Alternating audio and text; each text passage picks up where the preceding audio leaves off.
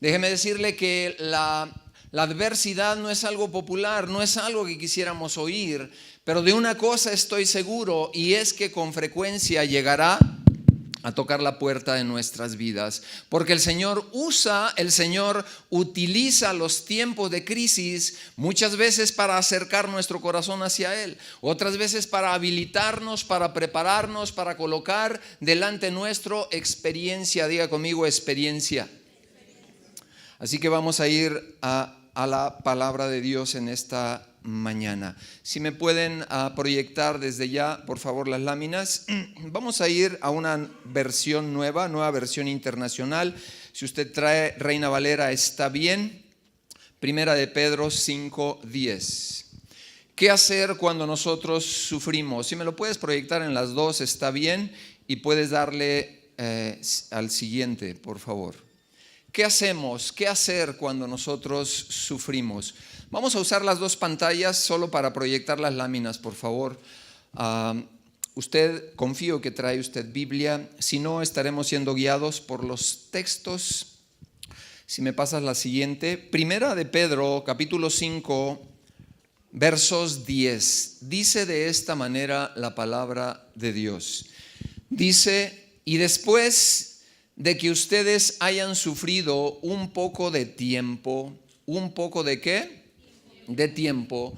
Dios mismo, el Dios de toda gracia, que los llamó a su gloria eterna en Cristo Jesús, Él hará estas 4 cosas que vemos ahí. Dice, los restaurará. Diga conmigo, me restaurará. Los hará fuertes. Diga conmigo, me hará fuerte. Me hará firme y estable. Se lo voy a volver a leer. Dice, y después de que ustedes hayan sufrido un poco de tiempo, en el cristianismo, en el caminar con el Señor, nosotros siempre vamos a tener un futuro glorioso. ¿Cuántos me dicen amén?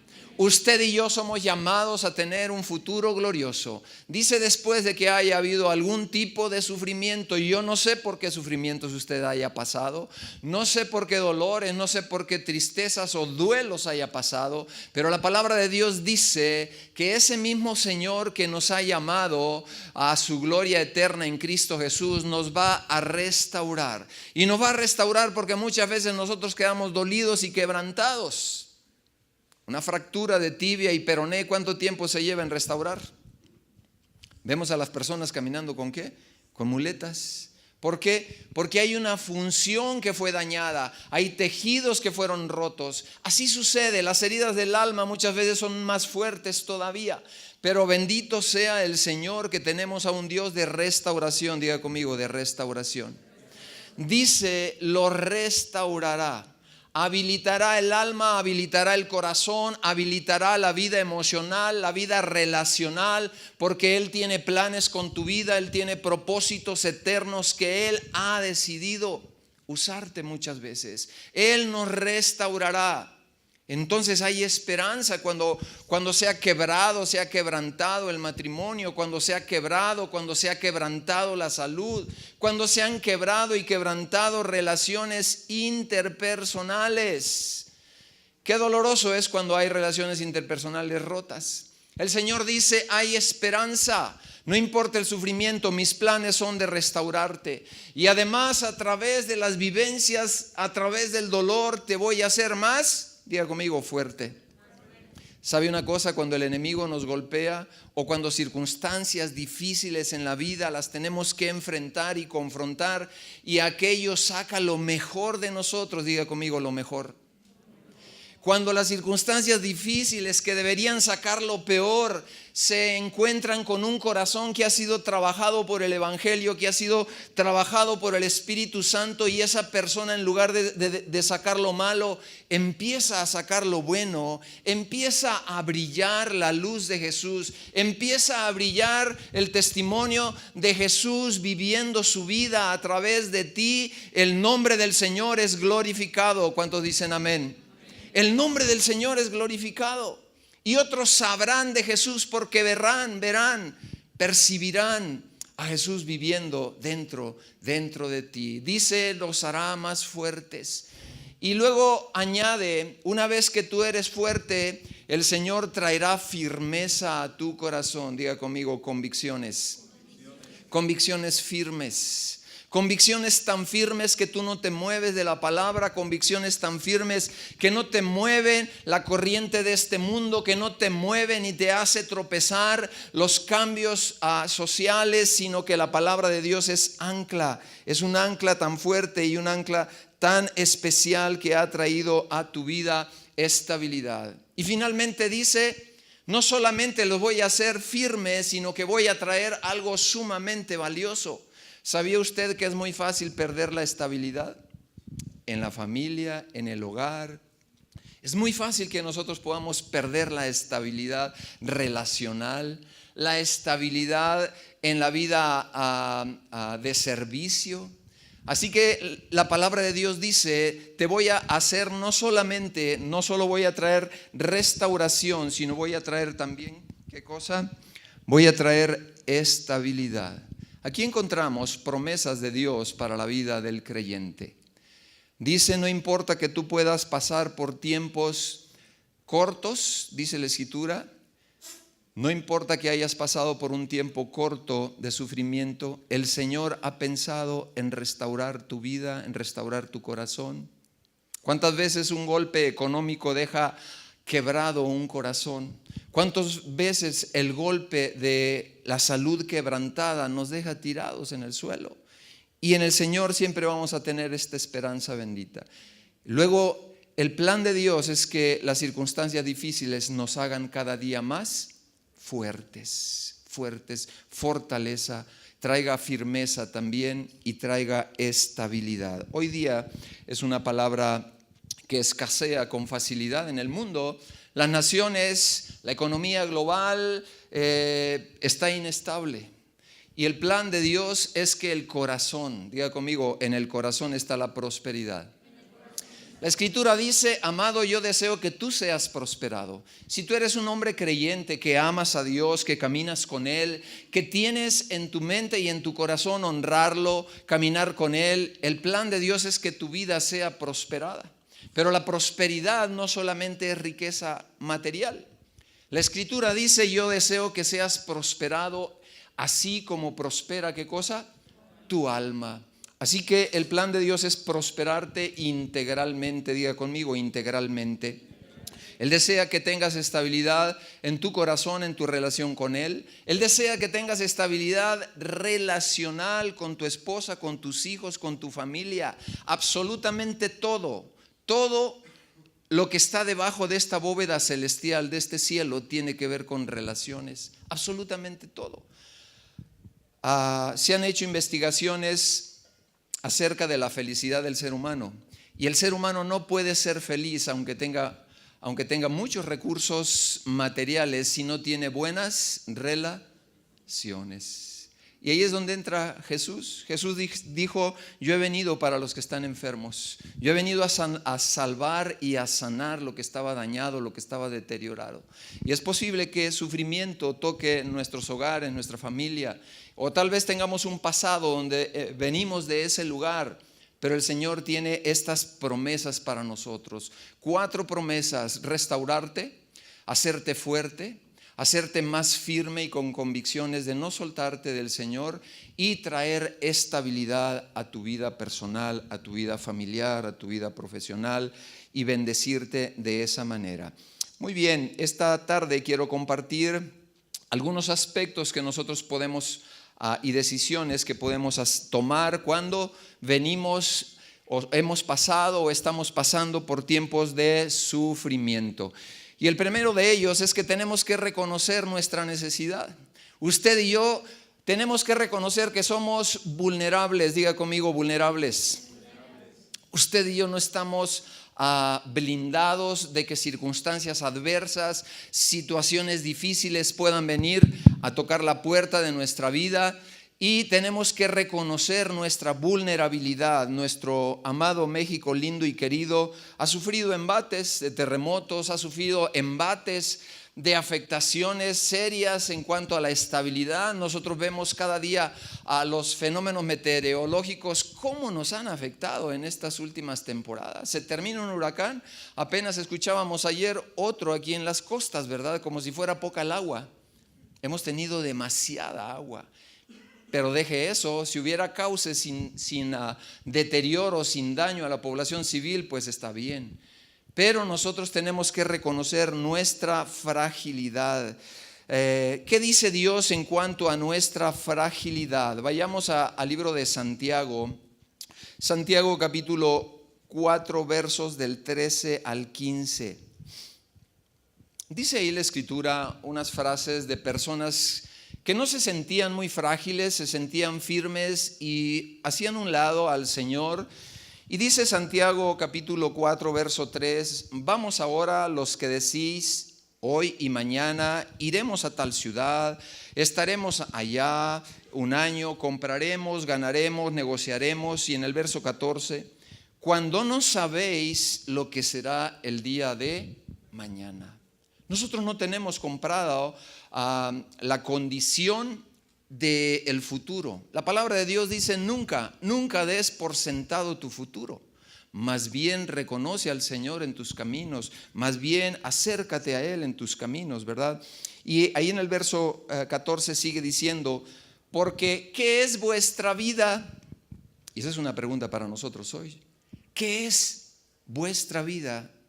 Dice la palabra, ciertamente es neblina que aparece por un poco de tiempo y luego se desvanece. En lugar de lo cual deberías de decir, si el Señor lo permite, si el Señor quiere, haremos esto y aquello. Yo no sé si alguna vez usted ha estado en un banco de neblina. Hace muchos años viajando hacia el norte, yo no sé si hay otros lugares de neblina tan densa como en Saltillo, Coahuila. Una densidad de niebla donde tú puedes sacar casi tu cabeza y no ves a 1 metro en la carretera. Te tienes que estacionar porque no logras ver nada. Pero en un abrir y cerrar de ojo, cuando el sol empieza a levantarse y el calor y los rayos empiezan a penetrar, ¡fum! Eso se esfuma, desaparece. Y uno dice, ¿cómo es posible que algo tan intenso y tan fuerte desaparezca tan fácilmente? Y la palabra del Señor compara nuestra vida como una niebla, como una neblina, de que de pronto estamos y muy pronto posiblemente no estaremos. De tal manera que tenemos que tener cuidado. Necesitamos su intervención y su guianza. Tenemos necesidad del Señor. Suficientes cosas vienen a afectarnos. Tenemos necesidad de su guianza, de que Él nos guíe. Isaías 48, 17 y 18 en la versión Dios habla hoy dice así. Dice así el Señor tu Redentor, el Dios, el Santo de Israel. Yo soy el Señor tu Dios, yo te enseño lo que es para tu bien. Yo te guío por el camino que debes de seguir. Ojalá hubieras hecho caso a mis órdenes. Tu bienestar iría creciendo como un río y tu prosperidad, otra vez la palabra, y tu prosperidad sería como las olas del mar. Aquí el Señor nos está diciendo, es cierto, en los tiempos difíciles, en los tiempos de crisis, nosotros vamos a necesitar el consejo de Dios, el consejo de la palabra de Dios. En el tiempo, si todo el tiempo lo requerimos, con más razón en los tiempos, diga conmigo, difíciles, en los tiempos de crisis, ahí le vamos a requerir de una manera especial. ¿Y en qué otro tiempo lo vamos a necesitar? Vamos a necesitar también, vamos a necesitar no solo la guianza, vamos a requerir también su fortaleza, su fortaleza. Mire, nosotros nos debilitamos. Dice ahí la Escritura en el Salmo 73, ¿a quién tengo yo en los cielos? Cielos plural. Bíblicamente no solo existe un cielo. Bíblicamente existen ¿cuántos cielos? 3 cielos. Este cielo, esta atmósfera donde se guían pues los aviones, las naves espaciales, que es el que conocemos, que es el que alcanzamos a ver. Luego existe un segundo cielo que todavía todavía no es completamente explorado por la ciencia, porque las galaxias se siguen ¿qué? Reproduciendo, creciendo, como si una semilla y vida hubiera, y de hecho la hay, de multiplicación, de expansión, de crecimiento, estrellas, millones de estrellas. Llama tanto la atención que la palabra de Dios dice que Dios llama a cada estrella por su nombre. ¿Y cuántas estrellas habrá? A Abraham le dijo: ve las estrellas de los cielos, del cielo, y así será tu descendencia. Qué increíble, qué maravilloso nuestro Dios en la creación. Solo con ver la creación, solo con percibir cómo Él ha diseñado lo que ha diseñado, podemos decir: qué grandioso eres. Y dice: ¿a quién tengo en los cielos? Yo te pregunto, ¿tienes tú a alguien en los cielos? ¿Tienes solo tal vez religión, religiosidad, rituales, tradiciones? ¿O tienes a una persona con la cual tienes una relación cercana de todos los días, donde te inclinas, te postras, te arrodillas delante de Él y dices: Señor, necesito tu sabiduría para guiar mi vida, para guiar mi familia, para desarrollar aquello que desarrollo todos los días? Mi vida te pertenece, también mi familia te pertenece. Por favor, por favor. Y luego sigue diciendo: y fuera de ti nada deseo en la tierra. Cuando un hombre, cuando una persona logra decir esto, es porque ha tenido un orden de prioridades. Diga conmigo: orden de prioridades. Esta persona ya entendió que Dios es primero en su vida. ¿Sabe por qué a veces no avanzamos en la vida espiritual? Porque nuestro orden de prioridades está del todo fuera de lugar.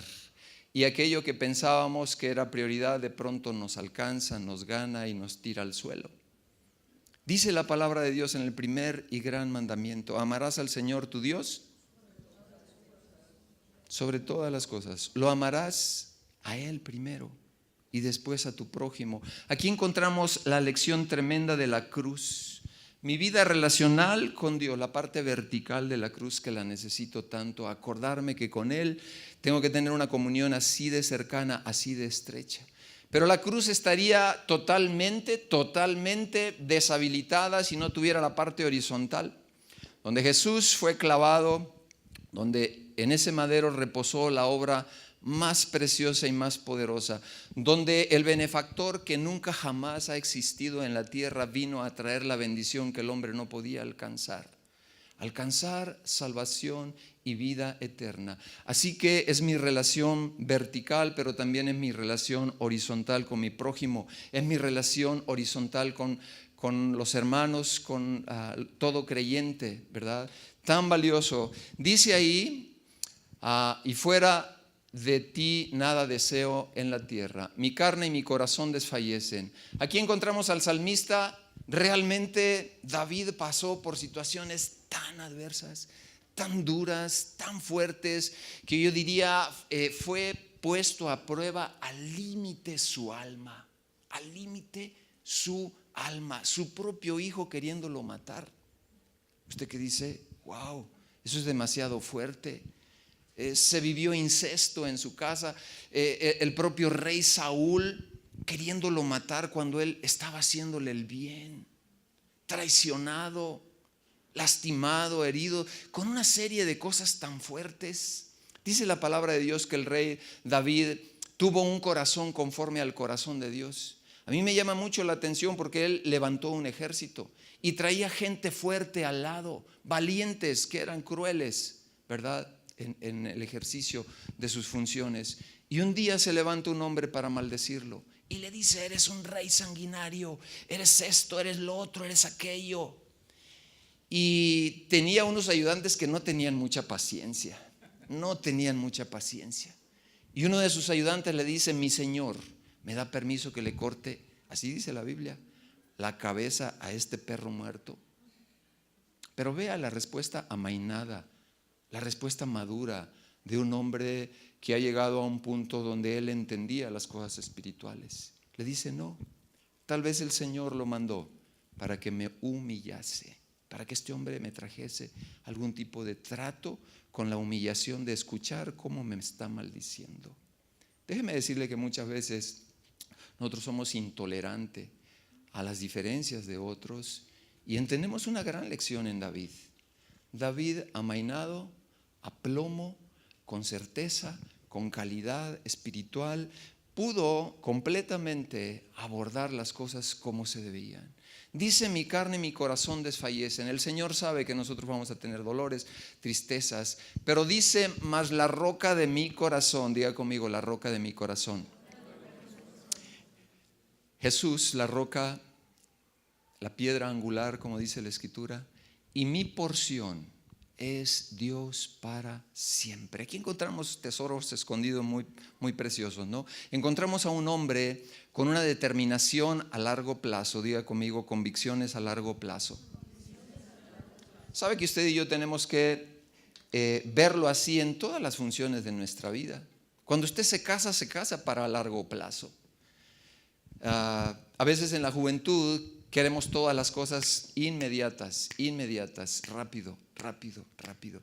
Y porque vivimos en una sociedad donde todo es rápido, usted come fast food, come comida rápida porque todo es rápido, ¿verdad? Y queremos así, ¿verdad? Una vida de microondas. Y Dios dice: las mejores cosas que yo cocino las voy a cocinar a fuego lento. Entonces hay muchas cosas en la vida. Cuando empecé a tener a mis hijos, yo decía: ojalá que nunca sufran. Después me di cuenta que era imposible, que tenían que pasar por una escuela, que tenían que pasar por etapas, ¿verdad?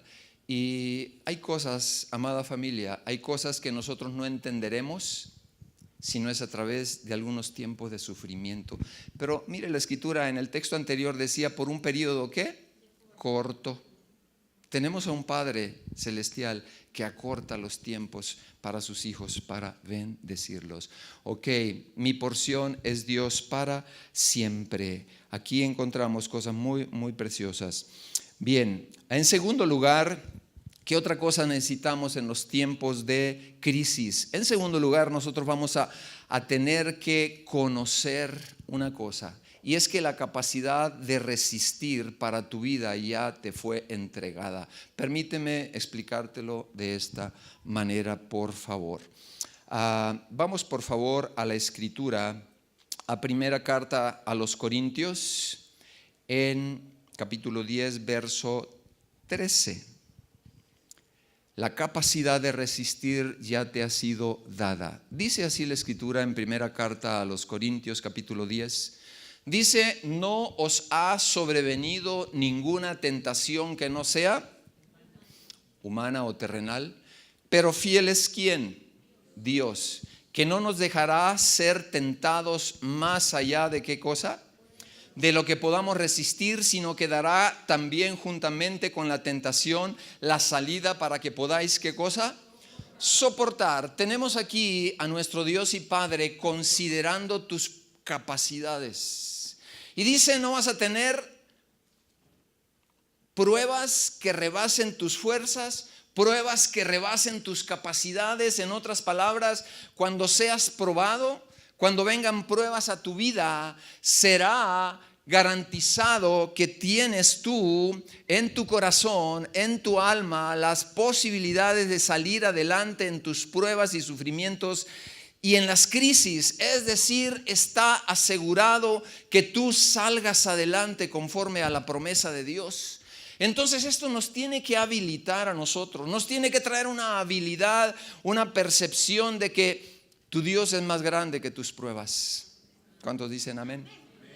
Dios siendo más grande que tus pruebas y tus necesidades siempre, aunque nuestra vista y nuestra percepción natural nos detenga, nuestra vista y nuestra percepción natural nos detenga. Así que si caminas bajo sus principios, bajo sus planes, tus posibilidades de salir adelante en la crisis son completamente resueltos. Así que no serás más probado más allá de ¿qué? De tus fuerzas. Lo que puedes resistir es más grande que tus pruebas. Diga conmigo: lo que pueda resistir será más grande que mis pruebas, que mis crisis familiares, crisis económicas, crisis matrimoniales.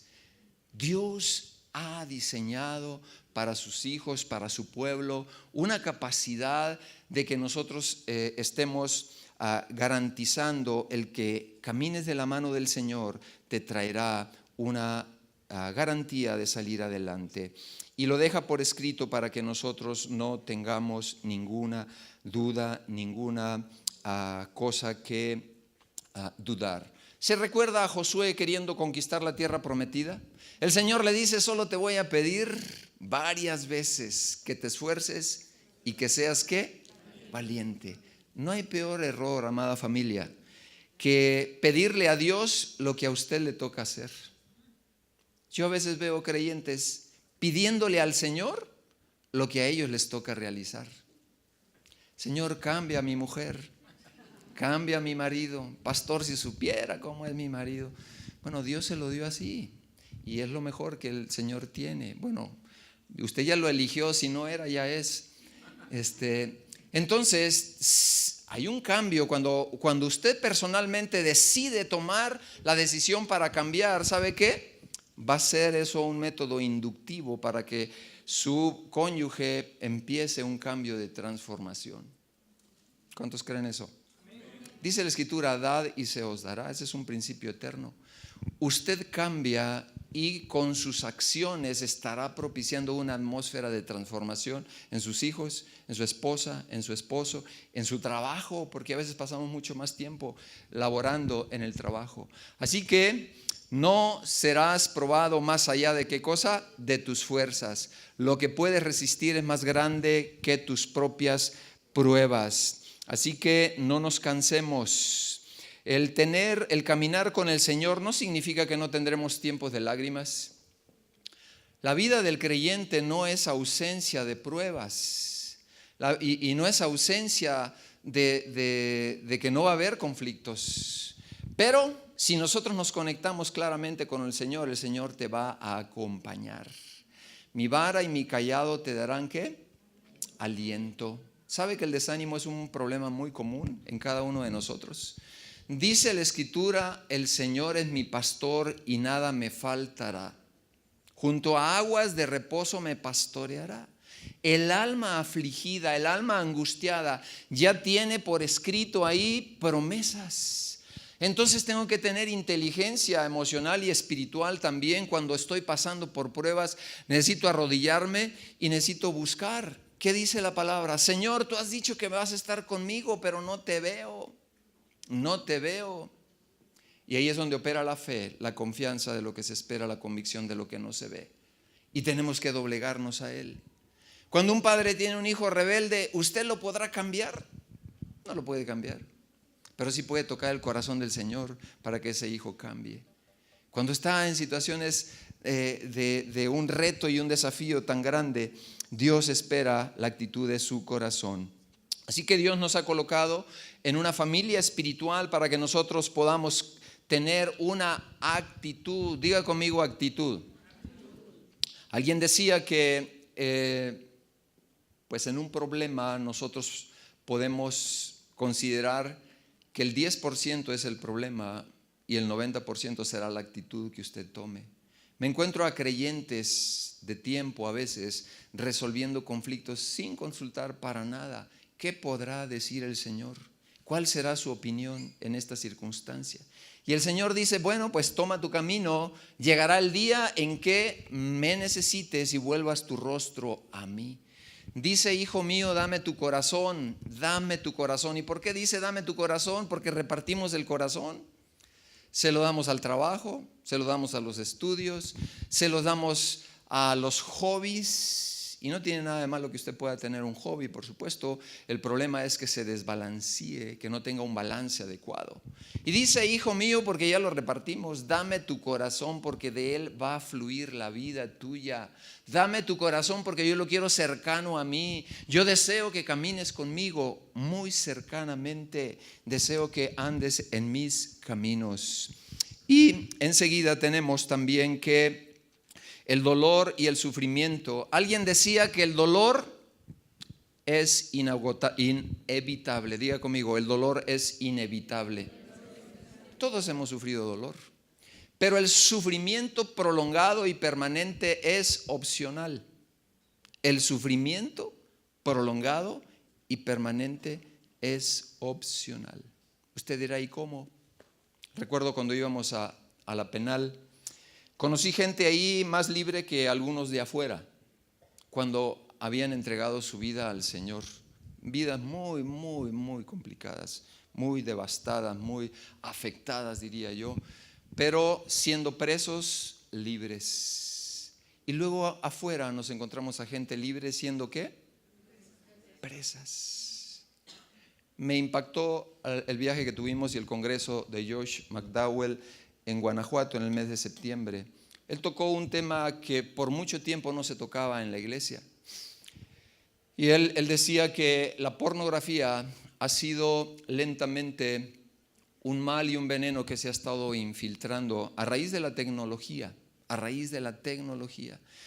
Y trajeron a un neurocirujano que había pues estudiado, uno de los cerebros más estudiados en Estados Unidos fue el de un asesino en serie. Y a través de investigación y de conocer pues los mediadores químicos y las sustancias, la dopamina y otras sustancias que se generan cuando hay adicción, lograron ver y entender cómo es que va trastornando tanto la pornografía que va dañando y afectando algunas funciones que tienen que ver obviamente con la vida del freno o la vida de detenerse. Y decía, a nosotros nos parece ilógico cómo un padre puede violar a su hija y a su nieta, pero la pornografía dura, no la blanda, la más dura, afecta y coloca y va generando como si fueran veredas o caminos de conexión neuronal que van afectando otras formas. Y eso, él decía, la pornografía no genera una vida inmoral solamente, sino que trastorna la personalidad al punto que genera personas y una calidad de vida totalmente diferente. Así que lo podemos ver como algo no tan negativo, pero hoy día a los 6 años un niño ya puede tener acceso a la porno. Y esto no se hablaba de los púlpitos, ¿verdad? Pero no podemos dejar de tocar todo aquello que vulnere a la familia, todo aquello que daña a la familia. ¿Y nosotros qué haremos como padres? ¿Qué haremos?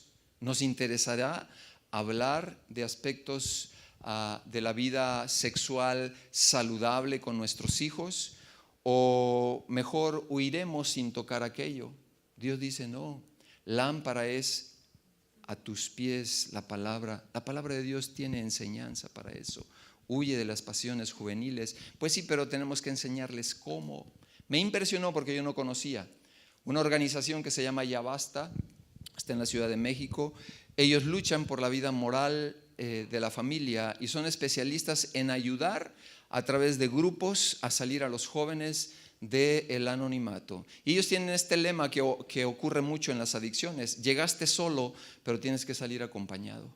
Como muchas de las adicciones. Muchas de las adicciones la persona no puede salir solo, tienen que salir acompañado. Y ahí encontramos la palabra de Dios cuando nos dice los unos a los otros. Oren, ayúdense, ámense, sírvanse, apóyense.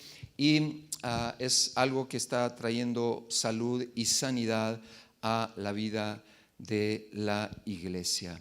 Así que por último, tenemos que reconocer que debo de confiarle todo mi futuro a Dios. Primera de Pedro 4:19.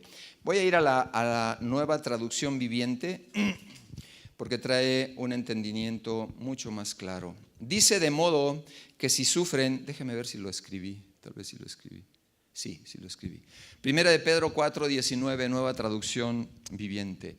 Dice de modo que si sufren de la manera que agrada a Dios, y aquí nos metemos en conflicto muchas veces. Hay maneras de salir adelante si nuestro Padre Celestial había percibido y con antelación, como Él es sabio y todo lo sabe, que nosotros habríamos de transitar por tiempos de dolor, por tiempos de sufrimiento. Él ha tenido provisión para los tiempos de sufrimiento, de tal manera que aún en el sufrimiento nosotros podamos, ¿qué cosa? Diga conmigo, agradarle.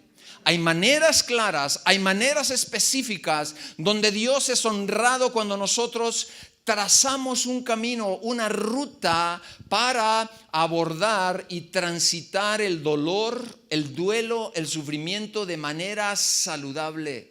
De manera saludable. Dice, si sufren de la manera que agrada a Dios, sigan haciendo lo que es correcto. Y luego dice, confíen su vida a Dios quien los creó, pues Él nunca les falla.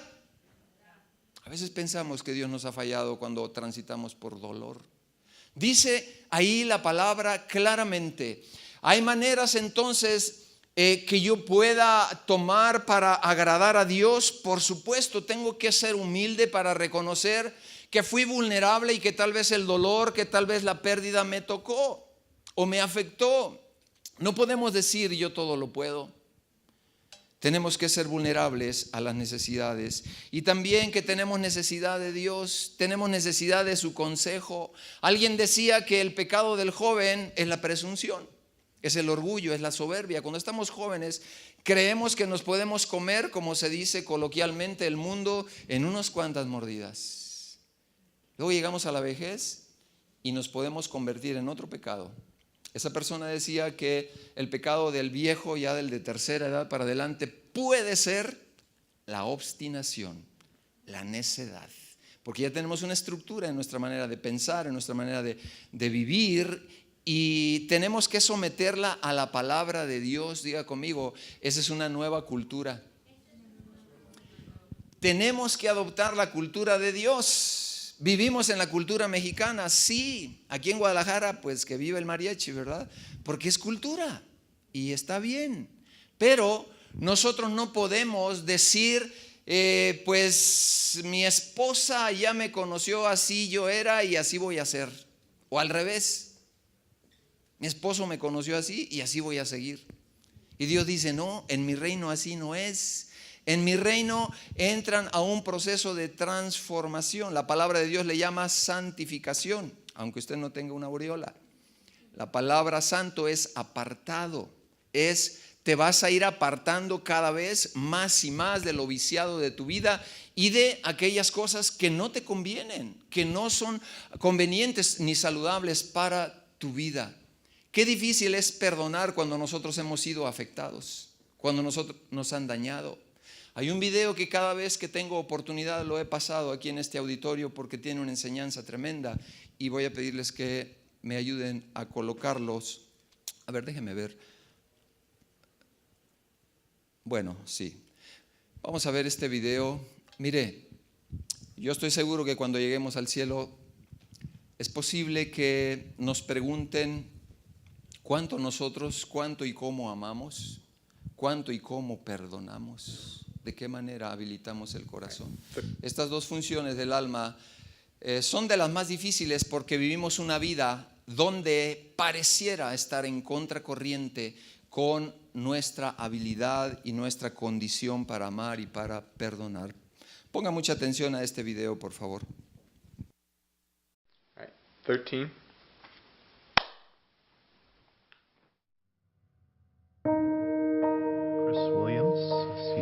Chris Williams, CHRISWILLIAMS.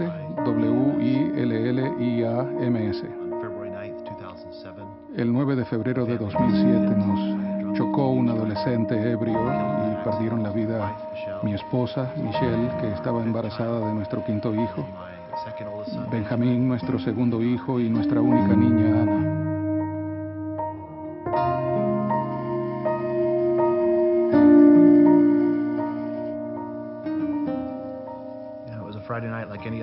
Fue un viernes por la noche como otros. Habíamos salido a cenar como familia. Mi hijo mayor estaba con unos amigos. De pronto vi un par de luces que se aproximaban a gran velocidad y traté de hacerme a un lado, pero fue demasiado tarde y el vehículo nos chocó de costado. Al mirar a mi alrededor vi a mi esposa. Vi como el pecho se le aplastaba mientras daba su último respiro de vida. Quería gritar pidiéndole que volviera.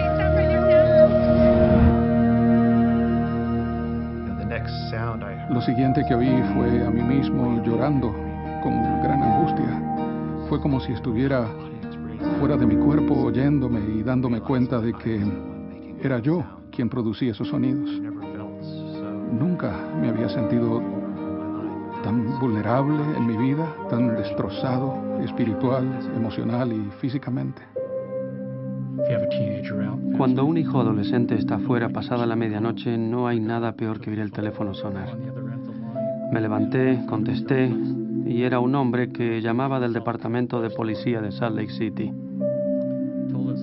Me dijo que nuestro hijo Cameron estaba ebrio, que había sufrido un accidente, pero que estaba bien, y que, como resultado del accidente, 3 personas habían muerto.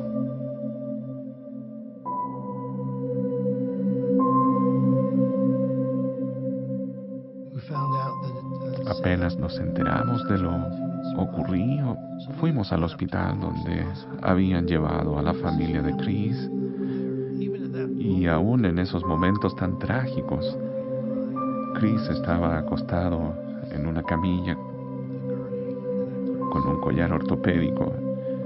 Y una de las primeras cosas que preguntó fue cómo estaba el joven que conducía el otro auto. Durante los primeros meses después del accidente sentía que una gran parte de mi vida se había marchado. Es algo muy difícil de vivir. Me arrodillaba y quería hablar con mi Padre Celestial mientras me sentía tan solo y tan angustiado. Fueron conversaciones muy interesantes. Dios no trata de dar alivio de inmediato, primero escucha, y eso me ayudó mucho. Me permitió arrancarme del pecho todo ese enojo, pero también siempre regresaba a mí y me enseñaba sobre su Hijo, Jesucristo. Cuando sentía rencor o en medio de una gran soledad, no lo dirigía hacia la persona que había causado aquello, sino que se dirigía solo hacia el Salvador. Cuando miré por la ventanilla y vi al otro auto volcado, en mi corazón no sabía y en mi mente no comprendía cómo había sucedido todo. ¿Quién había sido el responsable ni cuáles habían sido las circunstancias?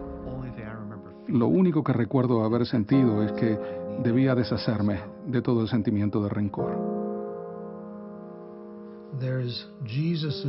Los problemas y el pesar se pueden encarar y resolver a la manera del Señor, o de alguna otra forma.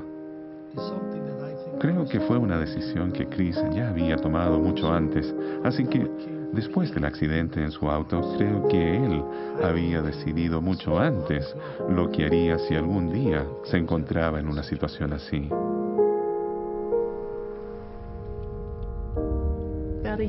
Hace más o menos un año, Chris y Cameron se vieron por primera vez y hablaron. La primera vez que lo vi, recuerdo que él estaba sonriendo, pero yo no podía sonreír porque veía cara a cara al hombre a quien le había causado tanto daño. Me saludó y estuvo totalmente dispuesto a hablar sobre lo que había ocurrido aquella noche y cómo se sentía él. Chris dijo las cosas que Cameron necesitaba oír, sin escatimar palabras. Le hizo saber exactamente cómo se sentía. Quiere que olvide lo que sucedió, que fije una fecha para olvidar lo sucedido y seguir adelante con mi vida.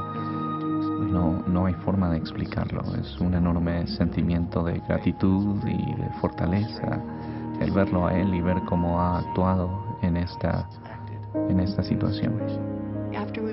Después del funeral, uno de nuestros vecinos nos preguntó si habíamos leído el artículo sobre Chris en el periódico. Era un artículo sobre el perdón. Me sentí completamente embargada por la emoción. Fue como si mi alma hubiera sido refrescada. El saber que alguien en una situación como la de él pudiera perdonar tan libremente me sirvió mucho y me dio gran alivio. Lo que le expresé a Cameron cuando hablé con él fue que el haberlo perdonado o cualquier otra cosa que él me hubiera visto hacer o oído decir después del accidente tenía que saber que era solo porque el Salvador estaba actuando a través de mí. Yo apenas era un conducto por medio del cual el Espíritu, su ejemplo, su conocimiento, su inteligencia y su gracia pudieran brillar. Eso era todo lo que yo tenía que hacer, no interferir con el Señor. Quería que entendiera que yo no tenía mucho que ver con todo lo bueno que se pudiera ver en mí. Tiene un gran valor para mí el que me haya perdonado, y sé que lo ha hecho porque tiene un testimonio de Jesucristo y una relación con Él. Agradezco que Dios permita que ocurran tragedias y pruebas en nuestra vida. No porque sean fáciles o deseables, sino porque nos ayudan a amar. Y es una gran bendición porque me permitió conocer a mi hermano.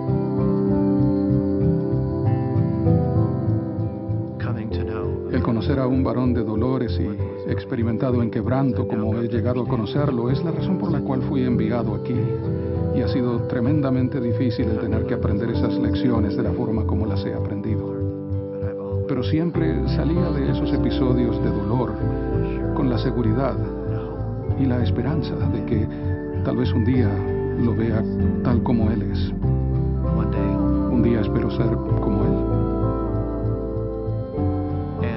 Y un día volveré a estar con mi esposa y con el resto de mi familia. Eso es lo que me mantiene en pie.